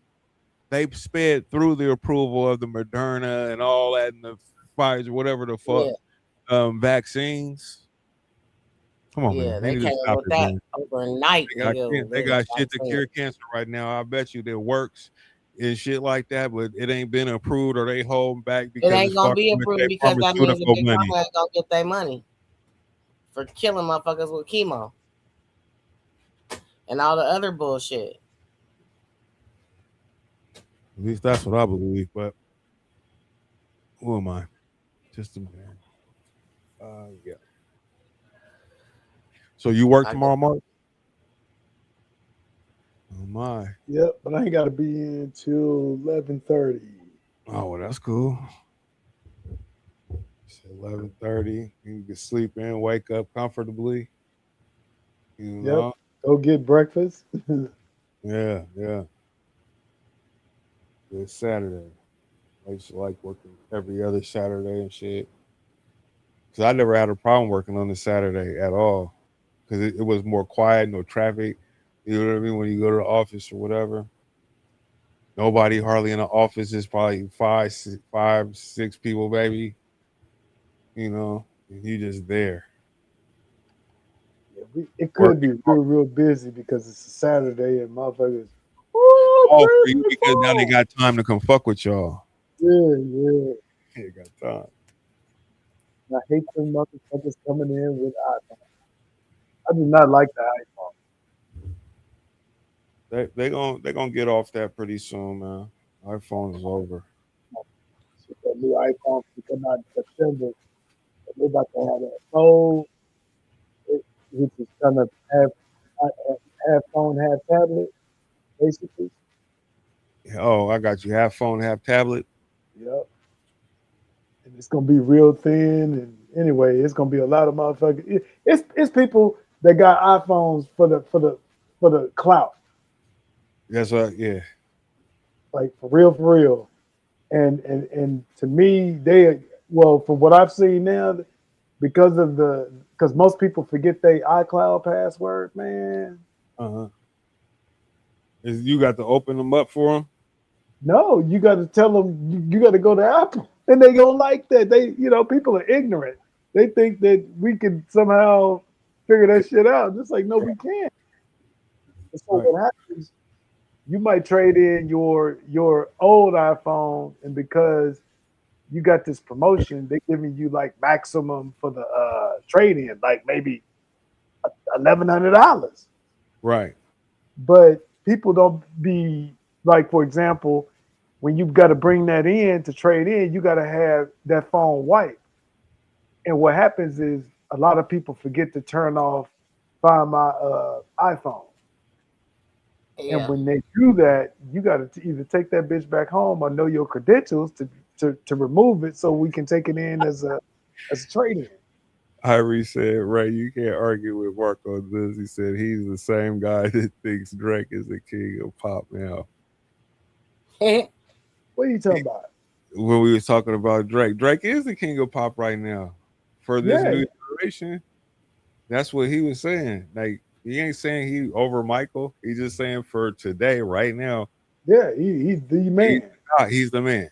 We don't even have to call him the king of pop. He's the king of something. You know what I'm saying? The king of today. Yeah, the king of fucking today. Yeah, say that. Fuck it. So then him coming back and say attacking Jay-Z in the battle, what you think about that? Should he do it? If I was Drake, I wouldn't even Just shut the fuck up, bro. I would no, I mean it's not even on that. I'm more so like Jay-Z, don't nobody care. Yeah, just shut the fuck up. Bro. If I'm Drake, nigga, you winning, you done went platinum. You already, you know what I'm saying? Like you winning, your album did Iceman did great. Why would I talk to this nigga? When last time he put an album out? Why is Jay-Z still relevant? I mean, there's those questions. You know what I'm saying? I'm the one that's putting up numbers. He ain't never did what I've done. If we really never did. That's what you said, because that's what I'm saying. I mean, if you want to say for hip hop culture, Jay-Z's the guy because he's most impactful in terms of he's lasted longer than all them other niggas. Well, he came after they died, but I'm just saying, right? He was never. I mean, he was the guy, but he wasn't the guy. But he was never like Future he was said, never a Drake. He was never a Drake, bro. He's never had that. He's never had that. Because Drake, I mean, he can sing, so that kind of opened up the dynamic for him, to do all kind of different shit. You know what I'm saying? Not only can he rap and just as well as anybody else, the nigga can sing. So he was able to parlay both of them. Then he was fucking with, of course, Young Money, Lil Wayne. Lil Wayne, who was he for some number of years, one of the mixtape kings. Lil Wayne had a run. Jay-Z ain't never had a run. Right, but I'm saying he got Nicki and he got Drake, and then Drake blew up. I mean, it's like, but to answer your question, I'm not responding to that at all. I wouldn't even act like he existed. Oh, you do? Do what Jay-Z been doing all these years. I mean, I wouldn't say no slick bars about him no more. You already gave him the jig is up on the one joint. I just wouldn't even do it no more. You know what I'm saying? Like, when people if people were to ask me, "Oh, you lost to Kendrick?" About I lost, but I lost to Kendrick. So what? Whatever. I mean, I would not give them nothing. I would give them nothing. Yeah, I agree. And let them. I'm not a Jay-Z stan. I've always looked sideways at him for how he left, Rockefeller and all of that. Well, And I so kind of was with him when he got away from them niggas. Myself personally, I wasn't mad at him. I thought he should have in the beginning to begin with. at the Myself. time, I Why felt is like that he one was nigga being ball mouthed shady. it though? Why he ball mouthed it? Say what? Dame Dash is ball mouthed like a motherfucker. What's going on? He cut his shit off. Mine's down there, ball mouth. I fucked my mustache up today. No, I'm talking about his teeth, nigga. His Oh, chiclets. He oh, ball mouthed it. oh. He had a problem, and he got to get it fixed. He had Clearly. like all on fours or some shit. He was something like that. So y'all, God, you know how they say God protects babies and fools. Well, he was protecting me yesterday because I was show riding around looking for that motherfucker that came in my yard, stole my baby scooter. Got it on video and everything. Yeah, I know exactly who you is and what you look like, motherfucker. That nigga don't care. He probably just He sold don't that care. rock. Nigga. That's He what just makes it sold even that more. shit. Ooh, that's just ooh. When you see the nigga, he not gonna have a scooter. I bet it. I bet. And I if don't he give a do, fuck. I don't give a fuck. I'm like, ain't that you? Yeah, that's all I need to know. That nigga. But better you make know, sure he ain't one of them dangerous ones. yeah. Well, shit. Yeah. Yeah, he ain't gonna even. Yeah, he ain't gonna. No, I ain't worried about. Man. So like with music though, so we would bring since I already talked about the like he brought back the conversation of the king of pop and king of this and that. You know, all of that, when you think about that shit, like you know who's good and you know who's not. But really, music is subjective to the ear, to the listener. And what's good to me, it may not be good to you, and vice versa. So those kind of arguments and stuff like that really don't mean anything other than to the person. You know what I'm saying? Who had, I mean, you know, they're going to stick on their list. They're not going to sit there and debate with you. This is what the fuck I listen to. This is what I like. Just like who you would like, Don would like, whatever. You know what I'm saying? And if we all listen to our playlists, they would be very different from each other's. I Very mean, much so. there be some similarities with certain type of music, maybe, but for the most part, it'd be very different on what we like to listen to is for our music listening pleasures or whatever that is. Yeah, yeah, those kind of things. That's why it's like with Drake. I'm not no big Drake fan, but I call he it is what it is. The It niggas is he what it got it is with the dude. he got it done. Everything ain't great, I'm sure, whatever, but he's been consistent. Numbers been there, whatever. He got a strong fan base, a core fan base that love him. You know, if you don't like him, you ain't gotta listen to him. But I wonder when Kendrick gonna come back out again, or is he? Well, I saw an interesting fan take on Kendrick, and I kind of looked at it. It was like, oh, yeah, there's some truth to it. You know, because everybody don't like Kendrick like everybody like Drake either. I mean, you know what I'm saying? I think more people fuck with Drake than fuck with Kendrick. Mm. Because of just that whole whatever. But it was interesting how this guy. I wish if I come across it, I'm gonna send it to you because he was just talking about how Kendrick know how to get ahead of the controversy to sell, like with the diss tracks. And there was an album he did name in between Damn and the Drake disses that didn't actually pop. Mr. Morale in his Big Steppers. That was the album. Probably. Yeah, that's it. Yeah, and so I just thought about that. It's like, because look, I think Kendrick is talented. I mean, I probably would listen to him more so than I would probably listen to Drake.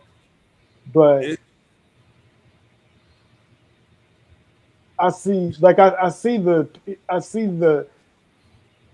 some of the stuff that Kendrick rap about may go over people's head, whereas Drake just is the like, he's a Snicker bar. He's the Jolly Rancher, right?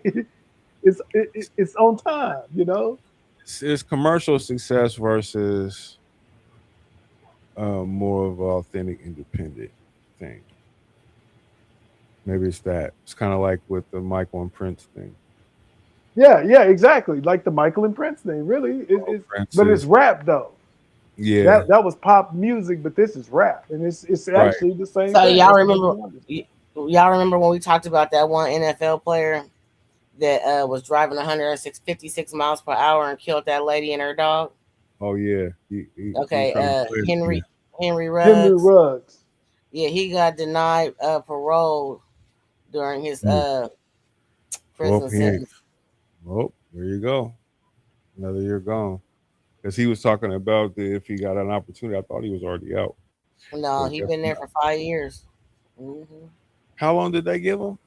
He was, no, I said this happened 5 years ago. Oh, I said, how long did they give him? But I thought they only gave him a couple of years. Apparently, he got more than that. Apparently, it says former NFL wide receiver Henry Ruggs III has been denied parole nearly 5 years after the high-speed crash that claimed the life of a young woman and her dog in Las Vegas. And they say he was driving 156 miles an hour. Nigga, you was like a blur, nigga. Yeah, and he ran into the back of her. Yeah. Going that fast. Yeah, it blew up. That's wild. They said court records showed that a $450 receipt for approximately 20 drinks purchased among a small group of friends was introduced into evidence.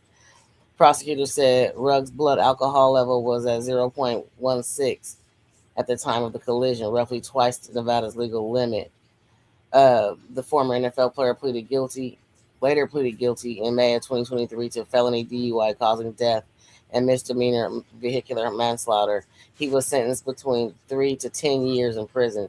He is currently incarcerated at Northern Nevada Correctional Center, a medium security facility in Carson City. Yeah, he gonna probably sit him down for one more year. If I'm the family, let him get out so we're gonna get some of that money. He'll get picked up. Somebody will sign him. Brandon Ayuk, he just pissing his whole career away. I don't know what's up with that kid. Yeah, what the fuck is he doing? I don't know, man. I'm just like, we ain't finna pay you. Get your bitch ass out of here. He said we was afraid to trade him. Like he was just, like, you know what, bro? If they don't cut this nigga already, man, I'm just so tired of hearing about it. I thought they had already made the decision. It's like, why is this keep dragging on? I moved on. Because you know what, they're gonna cut him. They're gonna cut him training camp. That's what's gonna happen because they're not gonna pay him. They ain't been communicating with the team, nothing. And then he's had a better relationship with the front office. Well, I mean, it must be some language in his contract that makes them not just cut loose and move on, because I thought they made that decision during football season when he wasn't showing up to the facility. That's when they entered contact with him because they had no contact with him. He just basically right. So I'm thinking right then that voided the contract and we moved on, and we shouldn't be hearing no more about Brandon Ayuk in June with the 49ers. Yeah, they're gonna cut him. That's because they're finna cut him. They're probably gonna tell him, we don't care. You ain't talking to the coaches, man. You can't just show up, bro. What you mean? You ain't been show. You been out, nigga, for like 15 years. It seems like you know what I'm saying. They be having. I mean, come on, man. You got treatments you got to go to, meetings. Like they, to pay you that money, it's certain expectations. Right. You can't just. Oh no, fuck that. When you want to, I'm gonna show up when I want to. Right. Like what? Like.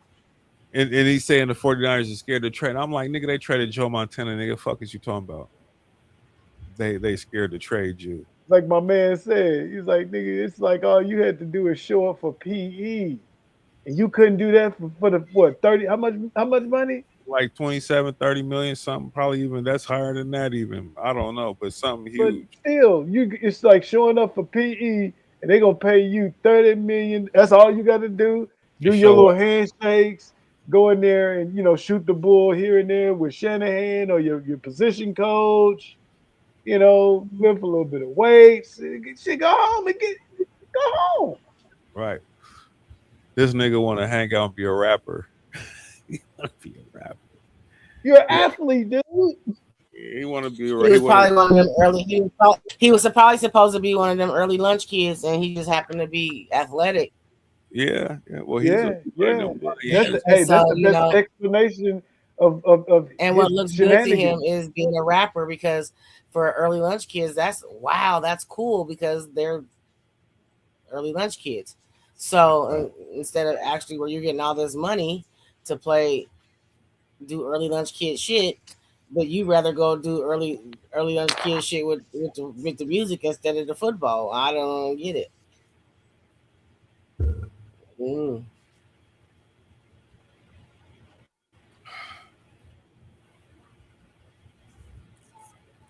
People probably hate me. Cam Newton said it best. When that fool hit by 30, 35, 40, yeah, he gonna look back and think like, man, what the hell was I thinking? That's the thing. Because what he don't understand is, or what he's not getting is that, yeah, you might have been, we've seen plenty of talent washed because of bad choices and bad attitudes and stuff like that. So all that shit you doing, you really making it easy for any NFL team to look at you and they're gonna lowball you because you a head case. I'm gonna pay. Why would I pay you $27 million and you can't even communicate with the front office? Even if players do this shit all the time, it's business, but they still show up. They do their shit. You know what I'm saying? Even if you're right, you're wrong. And remember Plexico Burress. Your boy that won the MVP for the Steelers. 2 Steelers receivers, played themselves out like that. Antonio Brown, Dez Bryant. Yep. I mean, because we thought Dez was going to get picked up by somebody. The next thing you know, he ain't never got picked up by nobody. He got picked up. He played for a hot second with a team. What team was that? Green Bay? Who? Dez. He got picked up for somebody. He played one season, I want to say, there after he left Dallas. Yeah. I don't remember. He played for a hot second, but I don't know if he was healthy. I don't think he was healthy or something was weird, but he was on a team, Baltimore or some shit. He was on somebody's team for a hot second. He had a cup of coffee. I think it was Baltimore. Yeah. And after that, nothing. Yeah, no, he fell off. But he was getting old anyway. Yeah, man. That kid, he fucked it up. I mean, I don't know. $27 million and you got a problem. We'll go get $27 million. What'd say? We'll go make another hole. Nigga, go ahead and get you some money. Go get $27 million. Something. Ain't nobody in the league gonna pay you that. With the 49, and now the 49ers is like, nah, we're not finna pay you that. But you can come, if you're ready to act right, you can come in here. We can reduce this number because you're gonna have to prove to us we're not committing to that. Fuck out of here. Fuck, pay you $17 million, bitch ass nigga. Like, he ain't finna see 30. Nah, he done. Then bro. After that, he probably ain't gonna see nothing. Just like we talking about. Didn't he tear next season? Look. He do a Deshaun Watson and hurt his shit again. Listen, what he blew his knee or is it ACL? ACL. Okay, that's easier to come back from. If you're Syracuse, that's a whole different thing. Yeah, that's a whole different thing. It's that. Oh, man. All right, we've been first about where we at. Oh yeah, we right into it. Check it out, ladies and gentlemen. Thank you all for joining us on the Pdxdope Live podcast. It's been real. I'll say you guys have a great weekend. Be safe. Remember, Jesus is King, and we are out of this joint. Peace out.